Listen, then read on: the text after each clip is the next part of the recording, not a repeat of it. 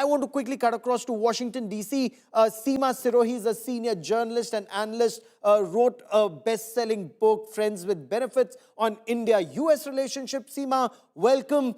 This could have been President Trump's moment. He was to come to India for the Quad Summit. He chose to punish India, and President Putin, in that exclusive interview to India today, and you'll hear that in a moment, Seema, he made it very clear America's following double standards, or words to that effect. America continues to procure from Russia, but is penalizing India for doing so. So how would President Putin's visit to India be viewed in Washington, D.C., Seema? Thank you, Gaurav. I think, in short, it will be viewed with some concern, especially if new defense deals are signed. But at the same time, uh, President Trump has treated India in a very shabby manner. He's put the maximum tariffs, on India compared to any other country. So the relationship with the US has gone down, and it's in a kind of holding spot, I would say. They'll be watching this visit with very keen eyes, but I think they will get the message that India wants to engage with all major countries. Nobody can sort of veto India's relations with another major partner. And Russia has been a very major partner for India over the years. For Mr. Putin, the message would be that he has options. India is a major option. Now, you were talking about the economic relationship between Russia and India. I think we should remember that the trade deficit is in Russia's favor to the tune of $65 billion. Yes. That's not a very happy thing. So, of course, India is keen that Russia should buy more from India, and that, I think, would be a point of difference between the two sides. But overall, this is a very important visit. The message is going out to Europe and to the US that India is standing firm in its Yes. attempt to have friends with all major poles in the world right now. And nobody can talk down to us. President Putin said so in as many words. Seema, stay with me. I want to bring in General Deepak Kapoor. It's just 42 minutes to go for that India Today World exclusive, because 42 minutes from now, you will hear the Russian president speak and give out his worldview. And there are very important signals there for Europe, for Ukraine, for the United States, and of course for friends like India, and especially India. General Kapoor, would India risk additional sanctions if India were to go in for 5 more regiments of S-400s and look at the S-500s and look at the Su-57s? There are some who say that we are looking at 2 squadrons of Su-57 as an interim. Gaurav, let me say this, that India has always followed a policy of strategic autonomy. And that is something which has carried through right since independence. I think that's a policy which will hold India in good stead. Yes, you're right. It may face a little more difficulty when additional S-400 missile air defense systems are asked for, or S-500 air defense systems, or Su-57 production is talked about. But that's something India has to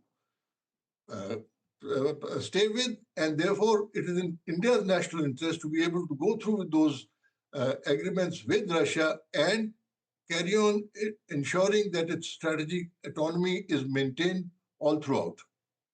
General, if I may, given your long career as a young lieutenant all the way to the chief of the army staff, you've operated Russian equipment extensively and also Swedish equipment, the Bofors 155mm howitzers. I want to understand from you, if we were to talk about Russia as the reliable defense partner, and the United States. The problems that the Air Force has had with the G404 engines then and now, seeking and Sea Harrier spares after the Pokhran test, virtually the entire fleet was grounded. The ANTPQ-37 radars that did not come and cost us in Kargil.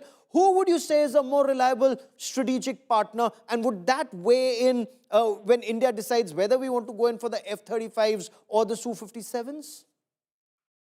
Gaurav, I'd like to say this, that I have, during 1971 operations, operated with the Russian equipment. Right since then, I have seen the Russian equipment in the, not only in the Indian Army, but also the Air Force and the Navy as well. If I may say so, Russia has been an extremely important strategic partner who has stood by India throughout, whether in the military sphere or at the diplomatic level, even at the Security Council of the United Nations. So Russia has been definitely a partner who has stayed with us throughout. And just because of all that, the acquisition of weapon systems that are there with India today are approximately 2/3 of Russian origin. So there may be a problem about compatibility of weapons between the Western technology weapons and the Russian. So even if we are looking for any kind of changes, it's going to take time. All these changes have to take place over a period of acceptance by the services after trials, etc., which is a long drawn-out process. So to that extent, we are still dependent to a large extent on Russian weapon systems, and their support has to continue. While the overall content of the Russian equipment may have gone down from this period of 2012 to 2016 from 68% to 59%, we are still quite dependent on the Russian equipment and their spares, etc., to carry on. And let me say this, that in Op Sindoor, we've been able to use that equipment to advantage, and it has stood by us very well.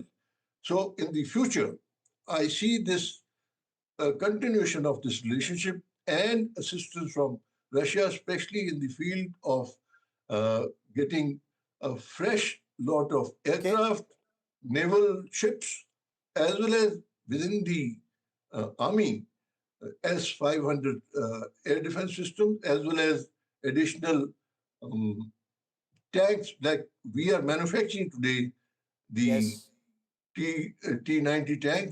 The T-72 and the T-90 Bhishma. Sir, give me a moment, 37 minutes to go for that big India Today world exclusive to come. And Preeti, if I could draw you in for a moment, President Putin saying Prime Minister Narendra Modi is not a man you can put under pressure.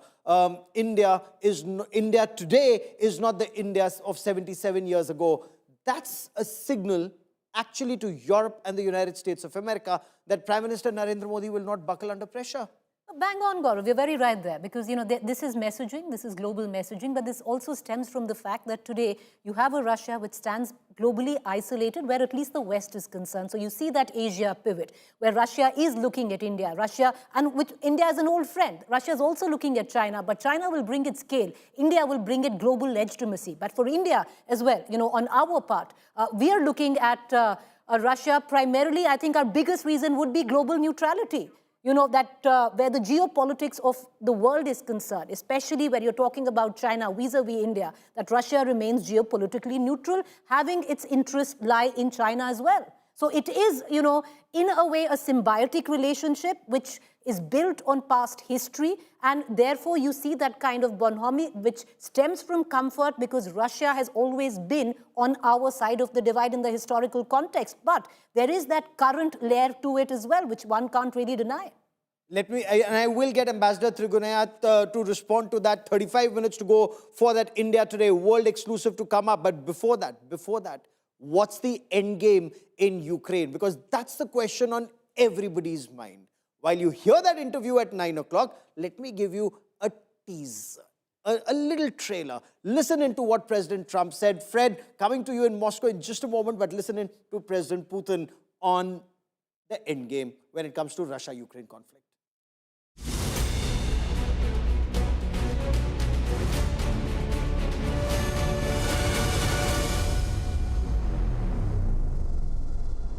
What is the end game for Vladimir Putin in Ukraine? Так я же сказал. Well, I've just said it. Мы признали вот эти... We have recognized, listen, Мы 8 лет не for признавали 8 years we did not recognize самопровозглашенных the республик. self-declared 8 republics. лет For 8 years, провозгласили they независимость. have declared the А мы independence, старались наладить and we were отношения trying между остальной частью to build Украины relations и between the rest of Ukraine Потом, and когда these поняли, что это republics. невозможно, When что we их просто уничтожают, understood that it's вынуждены impossible, были that they're simply признать being destroyed, we Причем were не forced to просто recognize признать them, and not simply в части recognize them в as рамках their partial territory, административных but within the границ, administrative когда они borders существовали еще в when they советское existed время, back in the Soviet times, а потом во времена независимой and later Украины, during the times of the после independent Ukraine, обретения after it независимости, gained в рамках independence.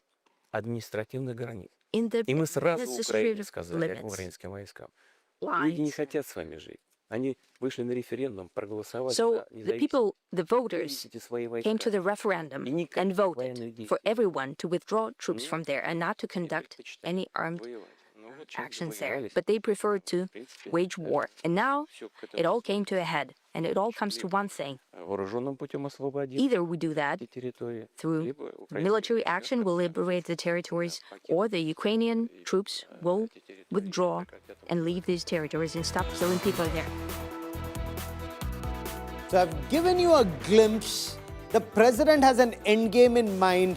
9 o'clock, just about 34 minutes from now, that big India Today world exclusive plays out. It's a 90-minute long interview, and every minute of it, you want to hear what one of the most powerful men in the world thinks. I want to bring in Ambassador Trigunayat for more on this. Ambassador, in your view, there are many who say President Putin is isolated. Europe doesn't want to engage with him. Do you see a change that Europe doesn't want to acknowledge? The American delegation was in Moscow. Chinese Foreign Minister Wang Yi was in Moscow. The Russian president was there. Nobody from Europe was there. What does that indicate, Ambassador? Well, this indicates, number one, that Russia and Europe have got this kind of a dividing line, which will be very difficult to fill. And this also goes in the historic context between them. I mean, empire times, you know that. The Yes. Russians were the ones who defeated Hitler. The Germany nurses that wounds. There has been problem with Japan. There has also been problem with France. Napoleon was defeated in Russia. Yes. So I think that Britishers also have the same kind of problem. So that's why you see that this is something going much deeper. But today's time and age, and I have lived in Russia, so I know that the Russians generally identify themselves with Europeans. That's also true. And they want to be close to Europe. But unfortunately, today the line has been drawn, which is very difficult to fill.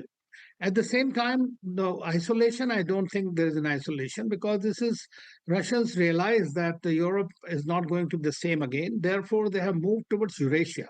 And that is one area. And Africa, they are very much in a big way going into Africa. In fact, yesterday only I saw the Sudanese have offered them another port.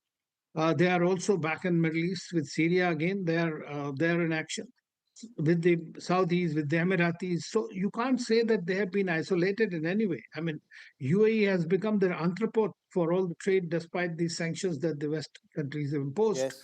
As far as India is concerned, it remains a very steady and a substantive partnership and a strategic partnership, and which we have seen today when he arrived in Delhi, and Prime Minister Modi personally went to receive him, and they again drove together. So this has been very much evident. So now more than half of the world's population, if you were to see simply the countries, are also friends with Russia. So therefore, in that sense, it is, I think it will not be right to say that Russia has been isolated. Of course, there will always be a geopolitical contestation, but the Americans Okay. are also playing their own cards with the Russians on the bilateral front. And the secondary front is, of course, the Ukrainian war. They want to end so that the irritant is gone.